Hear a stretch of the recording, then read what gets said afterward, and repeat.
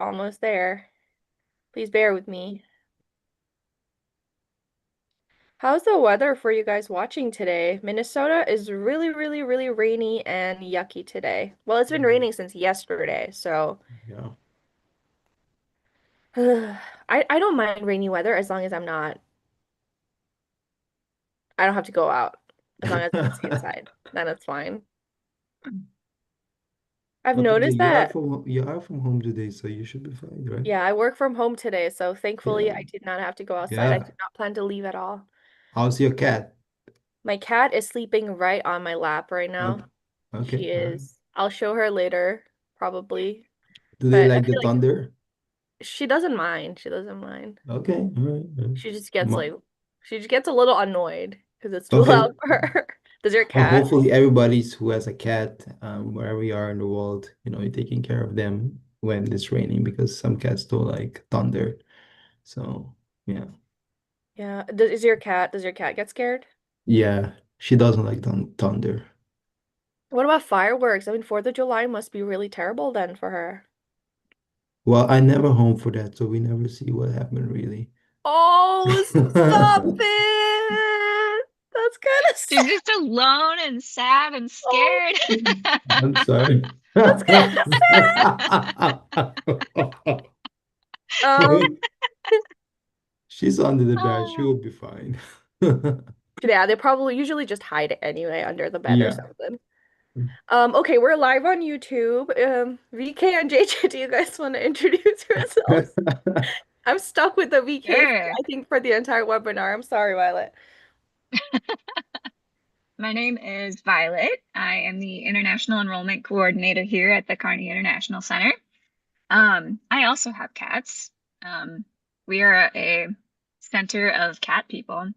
And yeah, basically, I'm here to help anyone that isn't already on campus with anything involving like enrolling and getting your I-20 and that kind of thing. So that's what I'm here for.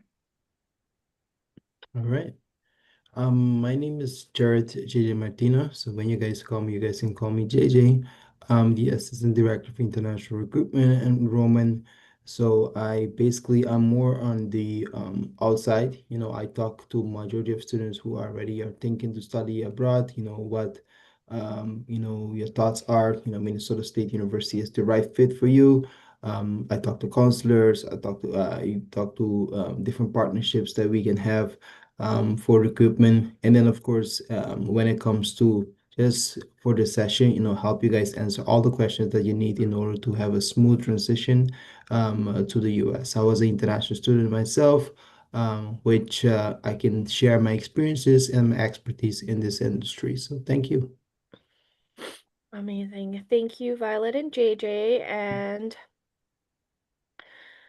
my name is PJ. I am the Assistant Director for Strategic Communications and Recruitment. So I do a lot of, I mean, like the three of us, we do a lot of recruitment work. So communicating with students, prospective students, any of the marketing emails that you get, social media, and then these pre-arrival stuff. I do most of that. And yeah, I'm still waking up, clearly. So Same, same, same, today, same. I'm still waiting for the coffee to hit me. I'm a big coffee person. I feel like if you ask them, you know, as soon as I get into the office, the first thing I have to do is make coffee or I cannot start my day right. And yeah, we're all cat people here. Even my mug has a cat. Oh wait, I don't know if you can see. Oh, wow. I'm For a displaying second. There you go. Okay. All it. right. Uh-huh. That's a lot of cats in one mug. Wow. Wow. Oh, you're funny. All right. So today we are going to be doing a Arif from Pakistan. Hello, very nice to Good meet you. morning. Hosea, I think I'm gonna leave the chat box locked because anytime we talk about something or if I have links, I would like, either one of us panelists to post that in the chat box. It makes it easier. So if you guys want to interact, I would highly encourage that you put it in the Q&A tab instead. Okay, so today we're going to be, if you guys were at the first pre-arrival webinar, we talked about how to request your I-20 and how to basically prepare for your visa interview coming up. We're going to be doing almost the same thing, but there are a few pieces of information that are new in this webinar. Um, so I will share my screen, and then any questions you have, please leave it in the chat. We'll get to it at the end of the session, and then either one of us can take those questions, depending on who can answer it best. All right. The first thing we're gonna do, I mean, since you guys are already here, more likely than not, all of you guys have already been accepted, and you guys have already been able to log into your KIC portal, which is most likely how you registered for this pre-arrival. For those that are not aware, I'm actually going to go through the steps on how to request your I-20 on the KIC portal. Violet and JJ, if I miss any information, please let me know. I'm not on the portal a lot, so I tend to forget stuff. But, all right, can you guys see my screen okay? Okay, so this is obviously a fake profile that we created to show you guys this. Stomper is our mascot, so you'll see Stomper a lot during orientation and during other events, during sports events and stuff, and and they're a celebrity, so if you see them, take a picture with them. I used to take a picture with Stomper any chance I got, so I don't know, I just like the idea of a mascot. I think it's just so cool. But this is the page that you're going to log in. Once you have been accepted into the university, you'll get a link to your admissions letter. After the admissions letter is received, you'll see that you'll have to access your MavMail, which is your student email account that you'll be using as a student at the university. And that is where you will receive an I-20 link or an I-20 request link that brings you to this page. If I'm speaking too fast, please let me know. I've been told I speak really fast. But once you log in with your credentials, this is the page that you're going to see. Um, and right here, obviously, it says this is the I-20 request link. So you know you're at the right spot. Our I-20 request deadline for fall semester is June 1st, and that's rapidly approaching, which is exactly in like 10, 11 days. So if you haven't already requested your I-20, you need to do it now, like today, immediately. But there's a few locations on the KIC portal that you'll notice. You'll see a Welcome to MSU page. This is JC Fry, who is our director of the Kearney International Center. Really awesome human being. You'll get to meet her during orientation week. It'll be really fun. You'll see our deadlines right here. If you're a student that's already in the US, your deadline's slightly different. So just make sure, but most likely than not, most of the students that's watching right now is going to be outside the US. So June 1st is your deadline. If for some reason you miss this deadline and you don't make it, you'll have to defer your application. And the deferring process is pretty easy, but we can talk about it at the end of the session. We don't have to go into it right now. But these are just the first few pages. On the top, you'll see it's numbered, so 1, 2, 3, 4, and 5. So that's exactly the steps you're going to take. So you're going to go to step 2, and it'll tell you exactly what the Form I-20 is. Now, what is a Form I-20? It's essentially a document issued by the US government that tells us that you are coming to the United States on a student visa, or you want to come to the US on a United student visa, and you've been admitted to study here full time. So when you go to your visa interview, this form is something that you cannot forget to take with you, because without this, you're basically like, well, we don't know. Where are you going? So this form is very, very crucial. This is also a form that you need to have on hand with you when you're coming through borders and customs and borders. Borders and customs. Am I saying that wrong? Customs and Border Patrol. Yeah, that's it. Customs and Border Patrol. You're going to need this with you. So don't put this in your check bag. We've had cases in the past. I've heard of students that left it in their check bag and they didn't have it when they went through Customs and Border Patrol. Don't do that. You need to have it on hand with you. But this is what you're essentially getting this link from, because this is such an important piece of paper. It's 2 pieces of paper, all right, guys? 2 pieces of paper. But it has essentially all the important information that's necessary. So as you come down here, you'll see 2 little questions. Very simple. One of the first questions is, which of these statements describes their situation best? There's 3 options here. For some reason, it doesn't let me, but one of the options is, I'm a student outside the US and I need to get a US visa, which is what you're going to select if you're outside the US. Just upload your passport page here. If you click on browse, it'll let you upload your documents. And then you're going to move on. The good thing about the KIC portal is if you're going to skip something, obviously for me it's going to look different because this is a dummy account. But when you're doing it and you upload something or you don't upload something and you hit next, it'll give you a little pop-up that says, "Hey, are you sure? You haven't uploaded your passport page yet. Are you sure?" So it won't let you move on until you've submitted everything that needs to be submitted, which I think is really cool because then you won't forget to like link something because that can happen. Once you've uploaded everything, I'll give you a little tab here that says next. You'll go into personal and program, and this is where you need to be very careful. Now, if you scroll down, it'll give you all of your information. So your personal information, program information, contact information, yada, yada, yada. If you have dependents, you'll put them down here. This is the important section here. So if you come down and you're like, oh my God, I'm actually not a computer science major, that's listed here wrong. You'll let us know, like, hey, my major is blah, blah, blah, blah, blah. That way we know to, like, before we issue your I-20, we correct all of that. If your name is spelled wrong for some reason, or if your city of birth is not listed here correctly, everything needs to be put down here. Once we've issued you an I-20, we cannot reissue you an I-20, usually if it's like something that you could have let us know initially. So be very careful at this portion. If you are a student who's in any of these pre-professional tracks, so if you said you wanted to do pre-law, what's going to be listed on your I-20 is going to look different. So it'll say political science and government. So don't freak out. If you are in pre-med or something, it's also going to show up as biology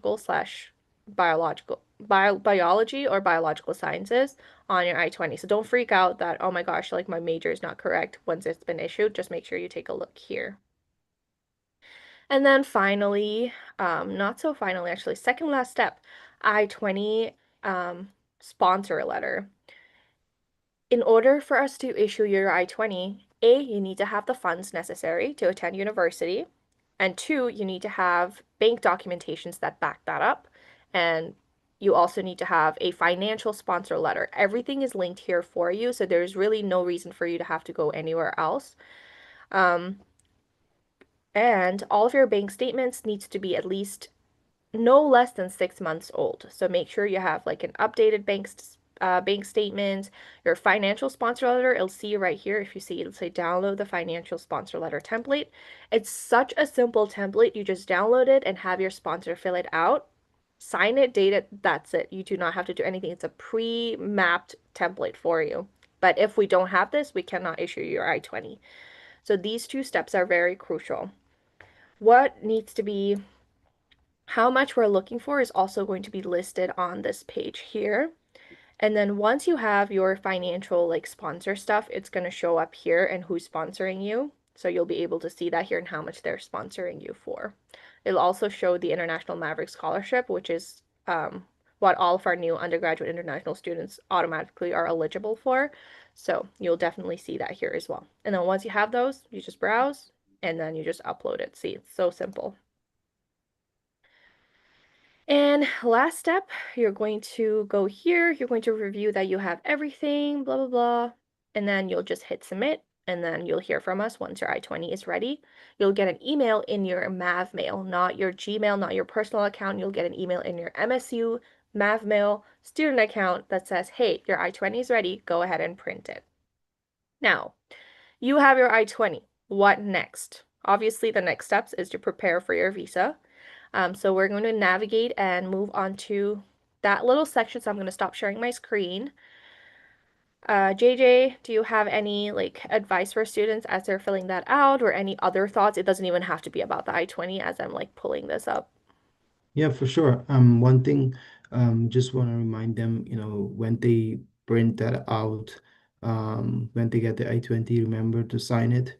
Very important, as you trying to go to the visa interview.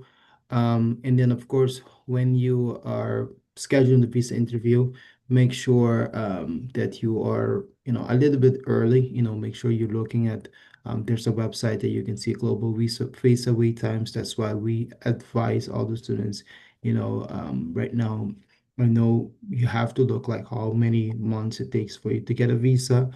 So you are right on it. So as soon as you get your I-20, you start scheduling those. I know PJ will be mentioning the specific price that you have to pay for the S-160 in order to start scheduling the visa appointment. And the website guides you step for step, of course, about the specific documents that's required and then how to schedule a visa appointment. So, yeah. Thank you, JJ. Any thoughts, Violet? Oh, hi, Maureen. Hi, Nasifa. We have quite a few students here. Okay, Violet, any advice from you? I would just say to give yourself some dedicated time when you do sit down to fill it out. It's relatively straightforward, but I think people make some pretty simple mistakes sometimes when they go through it, if they're feeling anxious or if they're in a rush. So just give yourself some dedicated time to sit down and do it. It doesn't take very long, but you just want to be able to focus on it and do it correctly the first time so that you don't make any delays. And then also, once you've submitted it, you want to make sure that you're still checking your MAV mail frequently because this is where we're going to send you any communications regarding your I-20. So whether we need any updates or we have questions about the documents that you submitted, or if we just want to let you know that your I-20 is ready, all of that stuff is going to happen through your school email account. So just be sure that you're checking that regularly. That is really good advice. Thank you, Violet. Yeah, just don't rush through it. And again, it's not complicated at all, so take your time with it. Um, okay, we're going to segue into more of the visa prep and what to do after you have your I-20. Yay, you get it, you print it off. First thing you want to do is sign it right away. So don't forget to sign your I-20, by the way. Okay. The agenda for today is fairly simple and straightforward. We're going to talk about paying your SEVIS I-901 fee. We'll talk about what a SEVIS I-901 fee is, scheduling your visa interview, and then preparing for your visa interview. All right. First things first, the SEVIS I-901 fee. What is this for? It's essentially telling the US government that you have intentions of coming to the US to study at this specific university. So when you get your I-20, you'll have a little section on your I-20 that says SEVIS ID. That's going to go into this little link here. And then you're just going to submit that, and then it'll just kind of let us know, let the US government know, like, hey, this student is intending to go to this university. And it also helps them track you as you're coming here, after you come here, after you go to university, graduate, and they're able to track and know exactly where you are at your degree. It is a $350 payment, which can seem like a lot, but this is not something that we control, and that's just the amount of money that you have to pay for it. However, the good thing is with this is though it's valid for 12 months. So let's say, unfortunately, you go to your visa interview and you don't get your visa and you have to like defer it to the next semester, you're still able to go. You don't have to pay the CVS I-901 fee again because again, it's valid for 12 months. One thing I do want to mention is to once you've submitted this, it'll give you a little receipt. I highly encourage you to save that to your laptop or your computer, and then also save it on a flash drive or something. Just make sure you have a copy of the receipt for your sake. After you've done that, you're on your way to schedule your your visa interview. You'll search for a US embassy or consulate near you, and you'll have the pleasure of filling out this DS-160 online non-immigrant visa application, which is a $185 visa fee. If you have to go for a second visa, you'll have to pay that $185 visa fee again. So just kind of be mindful of that this is not like a one time and then you can just go to as many interviews as possible.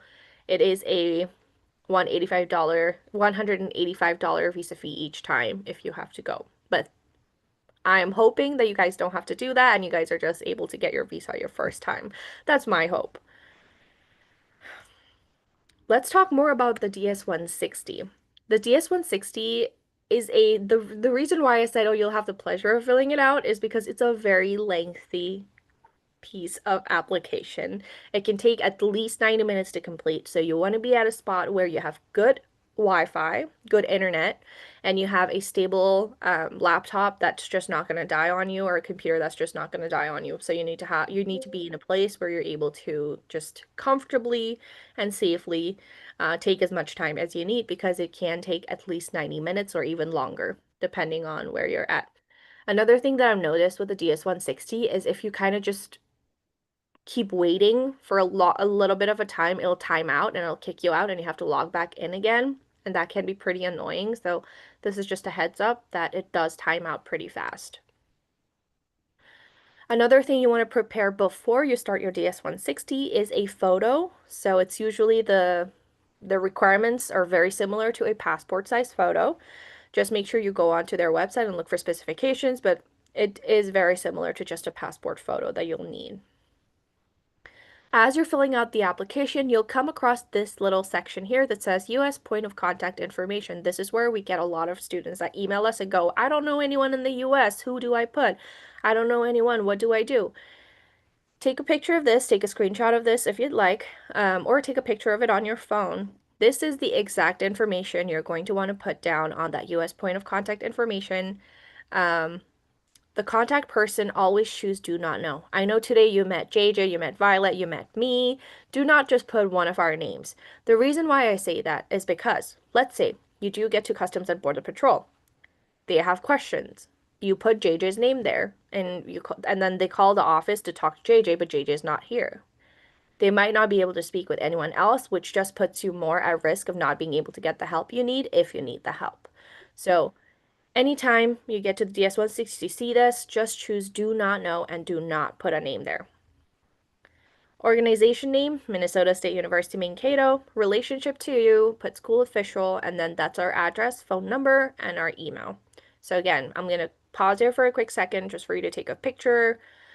Otherwise, you'll also be able to access this session on our YouTube after our webinar has ended because we're also live streaming on YouTube. Here's a little different. Here's a little like extra thing that's changed from the last time we did this to now. As you're filling out the DS-160 form, you'll come across a social media tab. And basically, the question says, do you have a social media presence? Select from the list below and select each social media platform you have used within the last 5 years. In the space next to the platform's name, enter the username or handle that you have used on that platform. Obviously, do not provide any passwords.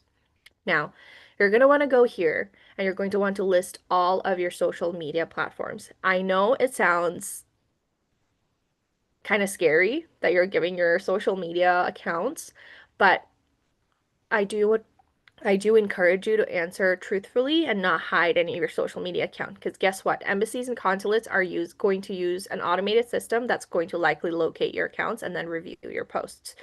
So, as scary as it sounds, I think the best thing you can do is be honest and just put that here. So, and then if you have a social media identifier, if you see social media identifier, they're usually just asking for a link or the name. So if they go on Facebook, there's multiple people with the same name as you, they won't be able to know who you are. So just go ahead and put a link of your profile there.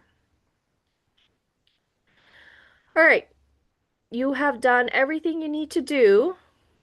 And then once you've submitted your DS-160, you'll get to the end of the page where it'll give you an option to select an interview for whatever is available. Like JJ mentioned earlier, you're also able to access global wait times. I don't know how often they're updating it now, but that's also an option that's available if you want to see how quickly you can get an interview. If it's like a 365-day wait, you might likely have to defer your application, unfortunately. But again, the deferring process is very, very simple, and we've done that intentionally, so it's easier for you guys to defer if it needs to be like that. Alrighty.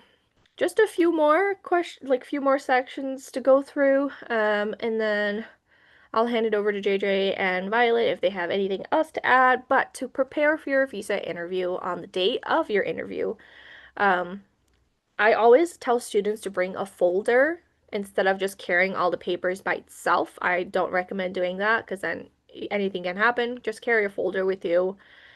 What you're going to need, the I-20 that you asked for, like I said before, printed and signed. If it's not signed, it's not valid, so make sure you sign it. Your passport, your CVIS I-901 fee, the $385 fee that you paid, the receipt for that, your visa application fee payment, which is going to be your $185 visa fee. So once you get the receipt, just make sure you save it. And if for your DS-160, if you couldn't upload that passport size photo I mentioned, just make sure you take a copy of that, like just the photo with you in case where you weren't able to upload it. Admissions letter from MSU. At this point in time, you should already have access to your admissions letter and you should already know how to access your admissions letter. For some reason, if you cannot access it, please email us and we'll figure out what's happening. But almost all of our admitted students should have access to their admissions letter. We did move to a new platform, so things are a little bit different. So if you have any questions, please let us know. Bank statements from your sponsor that you uploaded when you did your I-20. Just make sure it's like less than 6 months old when you go to your visa interview as well. Academic transcripts, if for your high school, if you have those, take them with you. Proof of English proficiency, so this can be anything from TOEFL, IELTS, Duolingo, whatever you decided to take. And the last one is kind of vague, and we get a lot of questions about this last one is documentation of ties to your home country. Sometimes it's not a tangible thing. Sometimes it's not something you can just show them. That's okay. But if you do have something that shows strong ties for you to your home country, take them with you. It can be like a family business. It can be something that you're going to take over in the family. If you have children that are staying in your home country and you're going to go back to them, stuff like that. And we'll talk more about it here in a second. Um, as we get to, the visa prep thing and the question reviews that we're going to do, these are some other very helpful resources for you. Argo Visa, if you go to their YouTube channel, as you can see here, they have a playlist of a lot of how to answer this question. So it's very, very helpful. You can go to Argo Visa. If you go to the US State of Department, so this little travel.state.gov, well, you'll be able to get some tips and tricks here. NAFSA's top 10 visa points to remember is something I think is very useful because that link is not right. Oh, no, that is right. So if you go to link.mnsc.edu/visa tips, I think this is very important to go through as you're preparing answering answers to your questions. And the last link is a visa prep session. We haven't opened it quite yet, but I'm hoping that we'll be able to open this for our students in the next week. So just keep an eye out on that. Just gonna quickly look at the questions. We have some questions. Okay.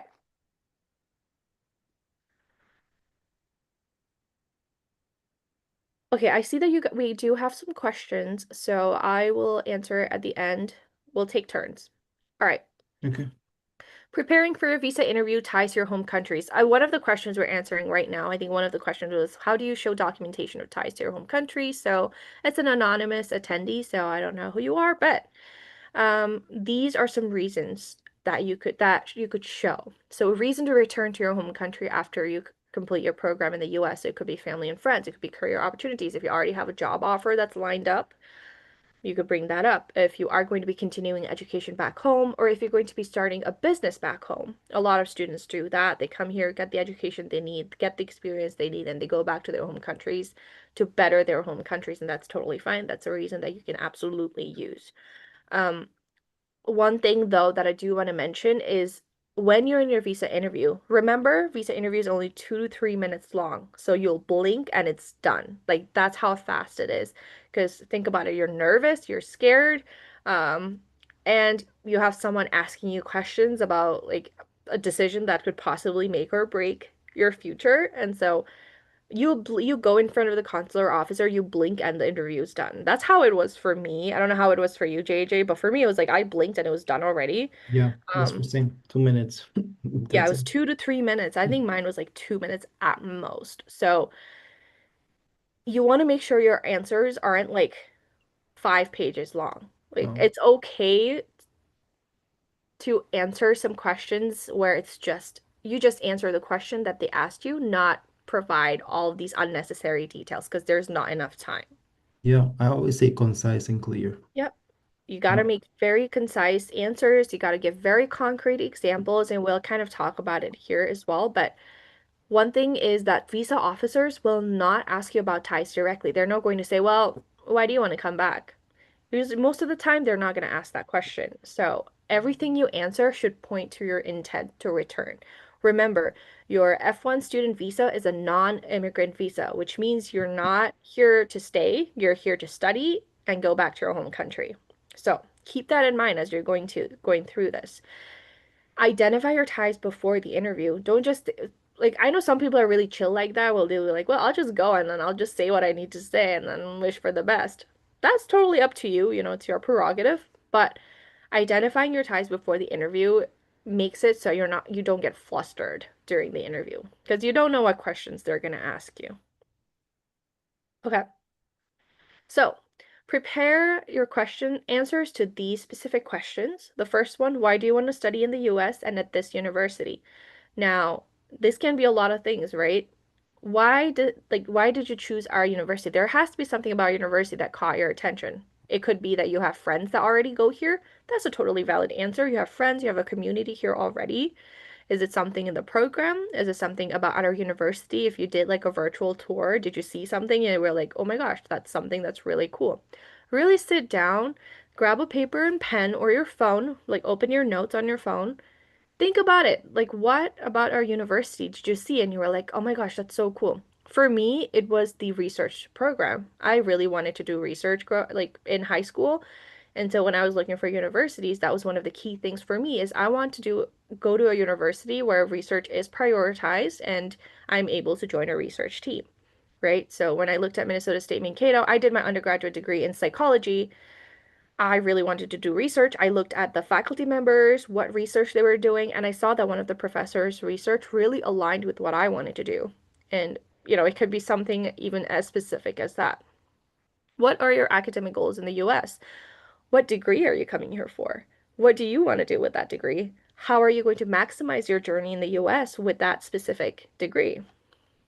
Think about these as I'm saying it right now as well. Just reflect on it because sometimes the answers just come to you and it's not something that sometimes you actively think about. Did you apply to any other schools?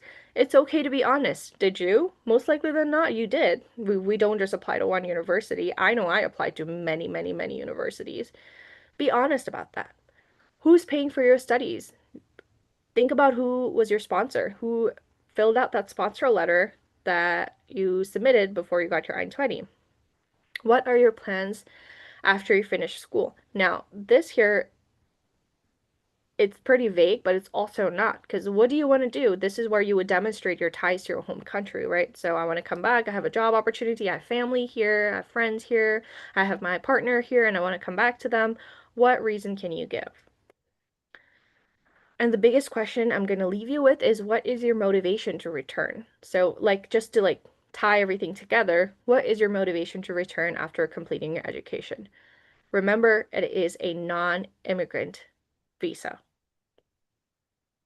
JJ, any tips or Violet, any advice? Yeah, I mean, like I said, in the beginning, concise and clear. If you can practice your English and your articulation, very important as you're responding to these questions because you might have the right answer, but maybe your articulation is not as clear, and the visa officer might understand something different. So really practice in the mirror, with your articulation. I mean, like PG said, all the answers, they're very basic. You don't have to overthink it at all, because you know what you're coming here to, and then you know how you should talk. Be confident in yourself when you stand in front of the mirror, and then just present yourself nice too. I don't think we mentioned about dress code. At least you don't have to like dress as you go into a ball, but you have to dress appropriately so when you stand in front of the window, they can see, okay, this person is respected and disciplined and is ready to answer these questions. So, just some small tips that sometimes you don't really pay attention on, but definitely your dress code, your articulation, how you answer it in English is going to be very important that the visa officer it's gonna notice in those 2 minutes that they're giving you. So right away at the bat of the first answer, you need to knock it out of the park right away, because if not, they're gonna start doubting in you right away. So yeah. Exactly. Yeah, everything that JJ said. I I said it during my last meeting too. I recorded myself answering questions. So I would record myself and then I would hear back how I answered. Because sometimes you don't recognize that you use a lot of fillers. So a lot of Mm, times you'll be like, I use a lot of you don't mm. realize it when you're doing it, but when you listen to yourself back, you're like, oh, okay, I should probably not do that because it doesn't make me sound confident. Yeah, I Um, think PJ, another one. I had a meeting with a student about it. A lot of students tend to say, I think. I yeah. think Mhm. that's not, It's mm-mm. not a good answer because No, what do it's you not a like? good answer. No. I think, and I know are very Are different. Like, very different. Yes. very different. So I think I'm gonna come back. Well, that's not really, that's just like, oh, you think you're gonna come back, so you're not coming back. You Yeah, know, like yeah. I am coming back is different. Yes. It sounds very like conformatory. It's like, okay, I am definitely coming back. But yeah, you're that's absolutely such a good point. Is yeah, a lot of students do say, I think, I don't know, or they'll say, oh, I don't know. I'm like, well, Yeah. why do you not know? You need That's a to red know. flag. That's a red flag. Yeah, it's a red flag, and they are trained to sense that. They're trained to know that. They've been doing it for years and years and years, so they know when someone's answer isn't genuine, they can tell. So record yourself answering these questions. If you have someone who can actually do it for you, even better, because they can actually give you real-time feedback. I didn't have anyone that I could ask. Actually, I did. I was just too shy to ask anyone to listen to me answer questions, which is not good. Yeah. So don't do what I did. Just if you have someone that can help you, get that help, okay? I was young and naive and shy and embarrassed, you know how we all are in our teenagers. Okay, day of your interview. You will go through a security checkpoint upon arrival. So I encourage that you get there earlier. So let's say your appointment is at 6. It's very early. Let's say it's at 7. I need you guys to get there at least 15 to 20 minutes earlier. Why? Because of that security checkpoint. It's a fairly long line depending on where you are. It's generally a very long line before you even get into your appointment. Leave your technology. Like if you have phones, laptops, I don't see why you would need to bring your laptop to a visa interview. So just don't. Just have everything printed off. Even your phone, though, I highly encourage leaving it outside the embassy. So don't even take it through the security checkpoint. Mm. Keep it outside with your friends or a family member, whoever went with you for your interview. Keep it outside, okay? So just take, I don't even think you'll have anything else to take inside at that point because you don't even like, I know they have water fountains in there, but you can't really get food and stuff in there. So your phone, leave it outside the embassy. Your interview will be in English. So keep that in mind, keep practicing. This picture that you see on here, it's very much how it's going to look like. It's going to be at a stand-up visa window. Have your documents organized, know exactly where everything is. Double check that you have everything before you go. Actually, triple check before you go. Don't forget your passport, more importantly, because I've heard like students taking everything but their passport. You can't do that. Um, Dress for success. What do we mean by that? Dress clean. Like, make sure it's ironed, it's not wrinkly clothes. Make sure you've like showered, brushed your hair, not like it's everywhere. And Yeah. don't wear anything. I always say try to dress on the conservative side. So don't wear crop tops, don't wear tank tops, don't wear shredded jeans or anything like that, you know. Just dress like you would if you were going for a job interview. You don't have to wear a suit, like you don't have to be fully decked out, but just make sure you look clean, have unkempt hair, and just it just needs to be clean. I just wore like a t-shirt and jeans, like very basic. I didn't and Converse. I wore something very basic, I remember. And Yeah. finally, like I said before, there is no place to get food inside. So if you have an early meeting, I mean, if you have an early interview, I don't care. Please do eat before you go because you could be waiting for hours in there. And if they don't have food and you're hungry, you're not going to be performing at your best at the interview. I don't know about you guys, but when I'm hungry, I can't talk. Okay, and finally, biggest advice is to relax. Visa interviews are typically only 2 to 3 minutes in length. And just remember to be calm, be concise, and be confident. I mean, ultimately, that's the biggest advice I can give you. Because if you're very nervous and you don't like you're just fidgety, it's not going to exude anything that they can view as like, oh, okay, this student actually really wants to go to the US. So be confident in yourself, be confident in your answers. I mean, if you've been preparing your answers, you already know. Although we did mention throughout this webinar that you need to like practice your answers, I also don't want it to sound like memorized because there's a big difference between answering confidently and answering that sounds like it's coming from memory. I don't know. Does that make sense? Yeah, it needs to come from yourself. You just have to you can memorize it. You will overthink it then in front of that window. And when you memorize your answers, it's very obvious. We can Yeah. tell. Even we can tell. Like if we were doing a visa prep session, we could tell. And at this point, I want to say like, oh, you all have your visa interview. Yay, amazing. Wonderful. We'll see you in the fall. Fall orientation deadline, dates. It's Dates. All right, so fall 2025 orientation is mandatory. You can't just skip that week. So if you have your visa already, you need to start preparing for your flights, your transportation, your apartments, housing, if you're living on campus or off campus, and just how to navigate being here. So, orientation dates are Monday, August 18th through Friday, August 22nd. We will all be here, so we will help you check in during orientation, and we're all very excited to meet you guys. You'll be able to see almost all the rest of our team. Right now, you've only seen our recruitment pre-arrival team, so JJ, Violet, me, Alyssa. Once you're here, you'll get to see the whole team, which includes your immigration advisors, our director, our dean of global education. You'll get to meet everyone, and it's such a fun time. It's a hectic, chaotic time, but it's a really fun time.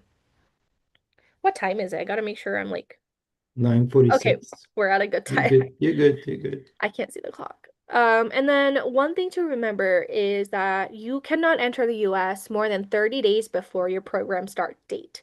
So in this instance, the first day you can enter the US is July 19th, 2025. So as you're getting your plane tickets, keep this date in mind. It needs to be on this day or after this day that you come to the US.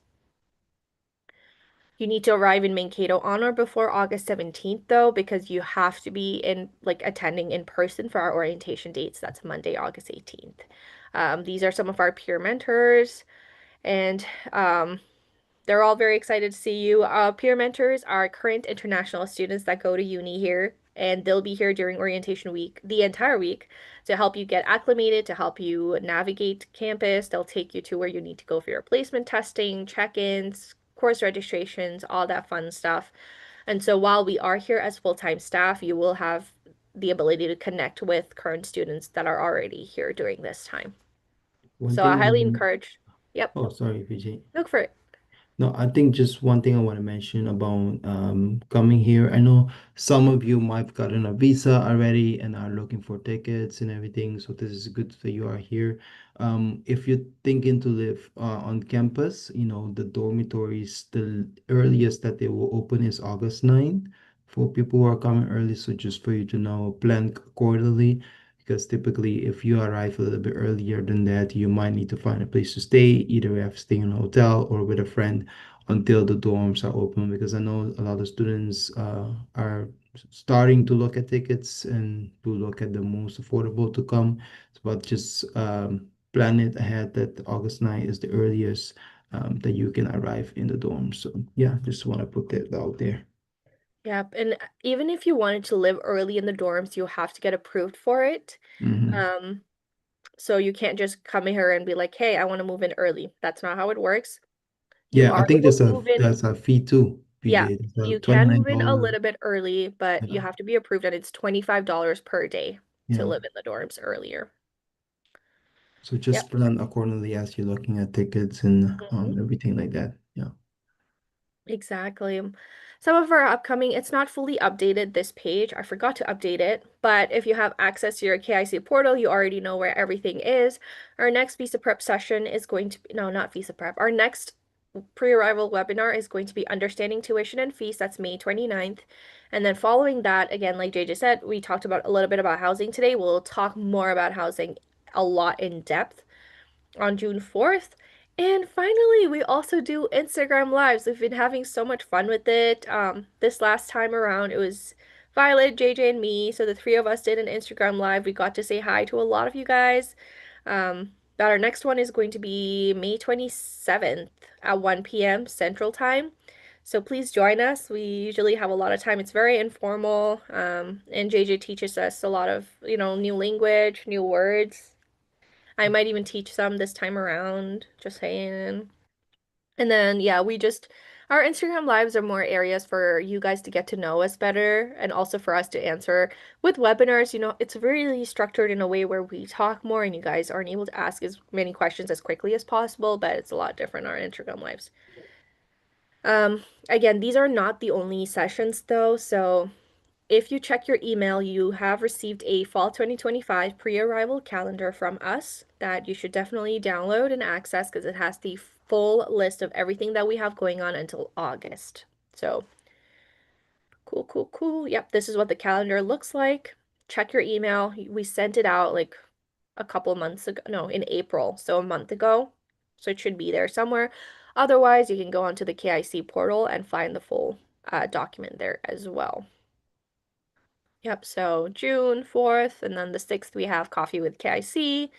And then the following week we have two placement testing webinars, which are going to be very important because I know a lot of you guys have questions about placement testing.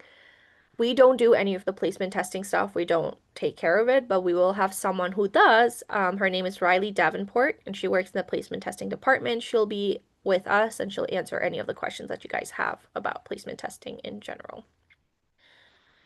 Okay, I'm gonna go to the questions. There's a question here about what are some of the reasons rather than incomplete papers that might lead to visa rejection?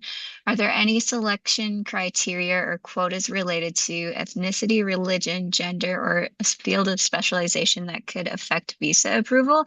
And I think the thing that comes to mind for me is just dishonesty is probably the biggest one. So I would say when you go and fill this out, be as honest as possible because like that would be the biggest red flag to me as a visa officer if I'm seeing things that are inconsistent with what we have as far as your information goes. So those are my first thoughts. Yeah, that's absolutely right. Like we said, be honest, be upfront. That's kind of the motto of our whole visa prep sessions. And also when you're filling out your DS-160, when it comes to the social media pages, don't lie about it. They mostly can find you anyway. Just be honest about what platforms you have. Are there any selection criteria or quotas related to ethnicity? What about the second question? I don't see why that would affect visa approval. The biggest thing to understand with your F1 visa is you're here to study, and that's what they're going to focus on. And the other thing that they're going to want to know is, do you have intentions to stay in the US? As a non-immigrant, like visa, like someone who's doing that, you most likely will not need to stay in the US because again, you're coming here on a non-immigrant visa. You're coming here just to study for a specific period of time. And that's something that we also reiterate a lot.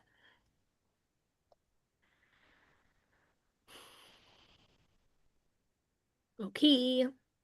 Hello. After I get my visa approved for my home country, should I send an email to my program coordinator to ask if I need to do any medical tests in my home country and what is the next steps?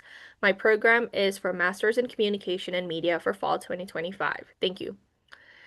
Yes, you can reach out to your program coordinator. Let them know that you have your visa. Let them know, like, hey, I'm coming from this and this country. I'll be there on this time, and they'll kind of help you guide through the process.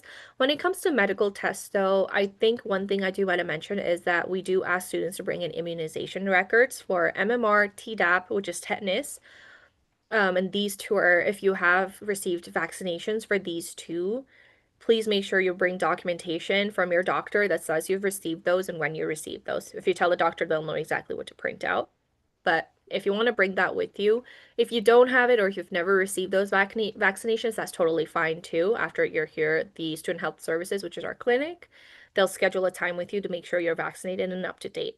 But if you already have those vaccinations for, again, MMR, which is measles, mumps, and rubella, and Tdap, which is tetanus, if you have those already, please bring them with you. Again, this is all information that's already on your KIC portal too. So if you're like, PJ, I don't remember what you said, go to your KIC portal. There's a section on immunization records already. Did you guys want to add anything? No, and we don't have anything on YouTube, so I think that's all the questions. Yay! Yeah, that's I'm all. gonna stop sharing my screen. Sorry. Okay. All We right. got one more. Cool. Can I defer my offer as a TA? Ooh, that's going to depend on Yeah. your department and where you got it. More likely than not, I don't know if they'll hold on to your TA for you. I'm gonna have to be honest with you, but again, I don't know because I don't know what department it is, and you might want to reach out to them and let them know. MAT Soul, yeah, I would reach out to the department and tell them like, hey, this is what's going on, and see what they say because we don't necessarily oversee any of the other TA and stuff. We do have graduate assistants in our office, but that's all we manage. And so it's really hard for us to tell you what decision or what they would tell you. Okay, it is closing up shop time. Oh, I just saw Daniela in the back. She just hesitated. Oh, If Daniela. anyone has any other questions, please email international@mnsu.edu. Either myself or someone on my team will get back to you within 24 to 48 hours. So we're here to help. We have a I'll whole team here at the Kearney International Center for you. I'll put that email in the chat so you have it. Again, it's very simple. International@mnsu.edu. Nazifa, thank you so much. This is all very helpful information. Looking forward to seeing you all soon in person. We are so excited to see you in the fall. It'll be such a Yay! good time. Again, you'll get to see a lot of us, all of us. So very excited to meet you guys. An anonymous attendee also says that has been helpful. No worries. Thank you so much. Again, we'll see you in our next session. Our next session, I think, is housing. Did I say housing? No, understanding tuition and Understand fees, tuition and and then fee. housing. So Yeah.